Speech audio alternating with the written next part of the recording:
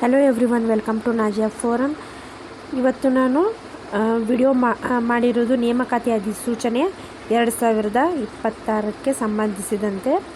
Already ನಿಮಗೆಲ್ಲರಿಗೂ little bit information spread ಆಗಿದೆ, ಹೌದಾ. PSTR ಮತ್ತು GPSTR C&R ರೂಲ್ ಇದ್ದಿದ್ದು ಬಿಡುಗಡೆಯಾಗಿದೆ, ಹೌದಾ. ಫೈನಲ್ C&R ರೂಲ್ ಅಂತಲೇ ಹೇಳಬೇಕು ಅಥವಾ ನಿಯಮ ಅಂತ ಹೇಳಬೇಕು. ಹೊಸ ನೇಮಕಾತಿ ನಿಯಮವನ್ನು 6/3/2026 ಬಿಡುಗಡೆ ಮಾಡಿದ್ದಾರೆ ಈವ್ನಿಂಗ್ ಟೈಮ್ನಲ್ಲಿ. ಸೊ ಬ್ಯಾಕ್ ಟು ಬ್ಯಾಕ್ ನೀವು ನೋಡ್ತಾ ಇರ್ಬೋದು, ಇವಾಗಿನ ದಿನದಲ್ಲಿ ಬ್ಯಾಕ್ ಟು ಬ್ಯಾಕ್ ಕಾಲ್ಫಾರ್ಮ್ ಆಗ್ತಾ ಇದ್ದಾವೆ, back to back good news ಬರ್ತಾ ಇದೆ. ಎಲ್ಲ ಇಲಾಖೆಗಳಲ್ಲಿ ಏನು ಮಾಡ್ತಾ ಇದ್ದಾರಪ್ಪ ಅಂದರೆ ಭರ್ತಿಯನ್ನು ಮಾಡ್ತಾ ಇದ್ದಾರೆ, ಹೌದಾ. ಯಾರಿಗೆ ಈ C&R ರೂಲ್ನಿಂದ ಪ್ರಾಫಿಟ್ ಆಗಿದೆ, ಯಾರಿಗೆ ಒಂದು ಸ್ವಲ್ಪ ಲಾಸ್ ಆಗಿದೆ, ಹೌದಾ. PSTR ಮತ್ತು GPSTRನಲ್ಲಿ ಏನೇನು ಬದಲಾವಣೆ ಆಗಿದೆ ವಿಡಿಯೋನಲ್ಲಿ ಈ ಪೂರ್ತಿಯಾಗಿ ನಾವು ಡೀಟೇಲನ್ನು ಈ ವಿಡಿಯೋದಲ್ಲಿ ನೋಡೋಣ. ವಿಡಿಯೋವನ್ನು ಸ್ಕಿಪ್ ಮಾಡಬೇಡಿ, ಡೀಟೇಲಾಗಿ ನೋಡಿ. ವಿಡಿಯೋ ಇನ್ಫಾರ್ಮೇಟಿವ್ ಆಗಿದ್ದರೆ ದಯಮಾಡಿ ಲೈಕ್ ಮಾಡಿ, ಶೇರ್ ಮಾಡಿ ಮತ್ತು ಸಬ್ಸ್ಕ್ರೈಬ್ ಮಾಡಿ ಅಂತ ಹೇಳ್ತಾ ವಿಡಿಯೋವನ್ನು ಮಾಡ್ತಾ ಇದ್ದೀನಿ. ಸೊ ಫೈನಲ್ C&R ರೂಲ್ ಇದ್ದು ಇಲ್ಲಿ ನೀವು ನೋಡ್ತಾ ಇರಬಹುದು.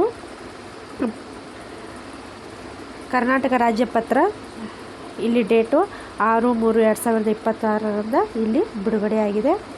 ಸೊ C&R ರೂಲ್ ಪ್ರಕಾರ ಏನಾಗಿದೆಪ್ಪ ಅಂತಂದರೆ, ಈ C&R ರೂಲ್ದು ವಿಶೇಷತೆ ಏನಪ್ಪ ಅಂತಂದರೆ, ಈ ಸದರಿ ಕರಡು ತಿದ್ದುಪಡಿ ನಿಯಮಗಳ ಬಗ್ಗೆ ಸಾರ್ವಜನಿಕರಿಂದ ಸ್ವೀಕೃತವಾಗಿರುವ ಆಕ್ಷೇಪಣೆ ಮತ್ತು ಸಲಹೆಗಳನ್ನು ರಾಜ್ಯ ಸರ್ಕಾರ ಪರಿಗಣಿಸಿ ಈ ಹೊಸ C&R ರೂಲನ್ನು ಬಿಡುಗಡೆ ಮಾಡಿದ್ದಾರೆ.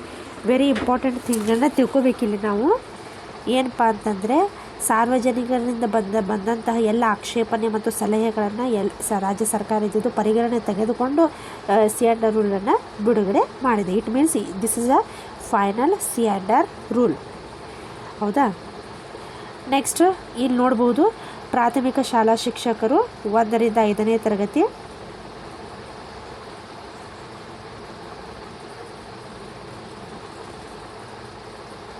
ಇಲ್ಲಿ ನೋಡ್ಬೋದು ನೀವು ಪ್ರಾಥಮಿಕ ಶಾಲಾ 1ರಿಂದ 5ನೇ ತರಗತಿ ಸಂಬಂಧಿಸಿದಂತೆ 0.35 ಅಂಕ ಇದ್ದಿದ್ದು ಏನಾಗಿ ಪರಿವರ್ತನೆ ಆಗಿದೆ.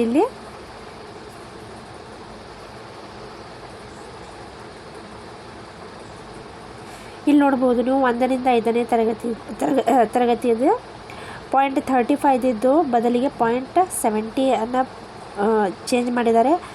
ಅದು D.Edಗೆ CETಗೆ ಸಂಬಂಧಿಸಿದಂತೆ 0.35 ಇದ್ದು 0.70 ಆಗಿ ಕನ್ವರ್ಟ್ ಆಗಿದೆ. ಅದೇ ರೀತಿಯಾಗಿ TETಗೆ ಸಂಬಂಧಿಸಿದ 0.15 ಇದ್ದಿದ್ದನ್ನು ಕನ್ವರ್ಟ್ ಮಾಡಿ 20ಕ್ಕೆ ಏರಿಸಿದ್ದಾರೆ. PUCಯನ್ನು 25ರಿಂದ 8ಕ್ಕೆ ಏರಿಸಿದ್ದಾರೆ. D.Ed ನೆಗ್ಲಿಜಿಬಲ್ ಅಮೌಂಟ್ನಲ್ಲಿ ಕೊಟ್ಟಿದ್ದಾರೆ, ದಟ್ ಈಸ್ 0.02% ಅಂತ ಇಲ್ಲಿ ನಾವು ನೋಡಬಹುದು. ಅದೇ ರೀತಿಯಾಗಿ ಇಲ್ಲಿ ನೋಡಿ 0.35 ಇದ್ದದ್ದು 70ಕ್ಕೆ, 0.15 ಇದ್ದಿದ್ದು 20ಕ್ಕೆ, 0.25 ಇದ್ದಿದ್ದು 8ಕ್ಕೆ, ಹೌದಾ. ಸೊ 0.25 0.02ಕ್ಕೆ ಅದನ್ನು ಏನು ಮಾಡಿದ್ದಾರೆ, ಇಳಿಸಿದ್ದಾರೆ, ಹೌದಾ. ಒಂದನೇದು CET, ಆಮೇಲೆ TET, ಆಮೇಲೆ PUC, ಹೌದಾ, ಆಮೇಲೆ D.Ed ಈ ರೀತಿಯಾಗಿ ಅವರು ಇಲ್ಲಿ ಕೊಟ್ಟಿದ್ದಾರೆ, ಹೌದಾ. ಇದೇ ರೀತಿಯಾಗಿ GPSTR ಕೂಡ ಇದೇ ರೀತಿಯಾಗಿದೆ, ಹಾಂ. ಸೇಮ್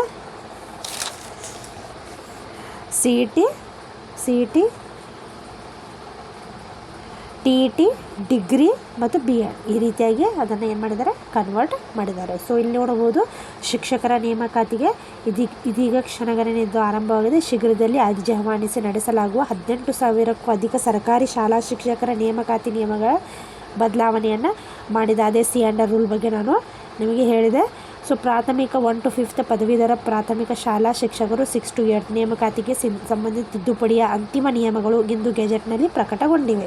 ವೇಟೇಜ್ ನೀವು ಇಲ್ಲಿ ನೋಡ್ಬೋದು, CET 70% ಇದೆ, TET 20, ಡಿಗ್ರಿ 8, B.Ed 2, ಟೋಟಲ್ 100%. ಈ ರೀತಿ ಕ್ಯಾಟಗರಿಯಲ್ಲಿ ಡಿವೈಡನ್ನು ಮಾಡಿದ್ದಾರೆ. ಅದು ಪ್ರಾಥಮಿಕ ಇರಲಿ, ಪದವಿ ಪ್ರಾಥಮಿಕ ಇರಲಿ, ಈ ರೀತಿ ವೇಟೇಜನ್ನು ಅವರು ಕೊಟ್ಟಿದ್ದಾರೆ. ಇಟ್ ಮೀನ್ಸ್ ಯಾರು CETನಲ್ಲಿ ಸ್ಕೋರ್ ಮಾಡ್ತೀರಾ, TETಯಲ್ಲಿ ಸ್ಕೋರ್ ಮಾಡ್ತೀರಾ, ಅವರಷ್ಟೇ ಏನು ಮಾಡ್ಬೋದು, ಮುಂದೆ ಫಾಲೋಅಪ್ ಆಗಲಿಕ್ಕೆ ಸಾಧ್ಯ ಇದೆ.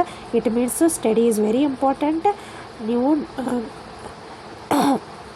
ವೇಟ್ ಮಾಡ್ತಾ ಕೂಡೋದ್ರಲ್ಲಿ ಏನೂ ಅರ್ಥ ಇಲ್ಲ. ಇವಾಗಿಂದನೇ ಸ್ಟಡಿಯನ್ನು ಸ್ಟಾರ್ಟ್ ಮಾಡಬೇಕು. CET ಯಾರು ಹೈ ಸ್ಕೋರ್ ಮಾಡ್ತಾರೆ ಅವರೇ ಜಾಬನ್ನು ಪಡ್ಕೋತಾರೆ ಅನ್ನೋದು ಇದರಿಂದ ಅರ್ಥವಾಗ್ತಾ ಇದೆ.